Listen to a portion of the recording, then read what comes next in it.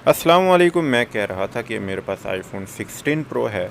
इस पे आई cloud lock है और इस आई क्लाउड लॉक को हम रिमूव कैसे करेंगे, इसके लिए आपने इसका सीरियल नंबर आपने आई रिमूवल वेबसाइट की ऑफिशियल वेबसाइट पे जाके रजिस्टर करना है और इस टूल को रन एज एडमिनिस्ट्रेटर ओपन करना है।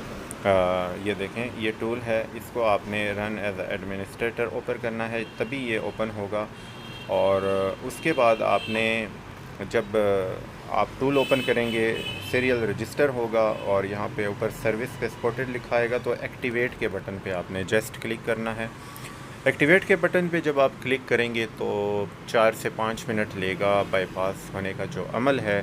फ़ोन 9 से 10 दफ़ा ऑन ऑफ होगा एप्पल लोगो पे।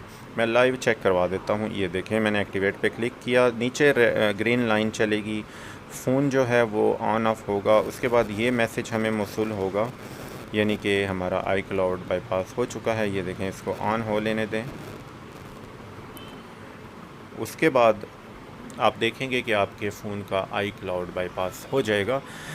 लेकिन सबसे अहम बात यह है कि ये पेड सर्विस है, फ्री बिल्कुल भी नहीं है। ये आपसे डॉलर्स में चार्ज करेंगे।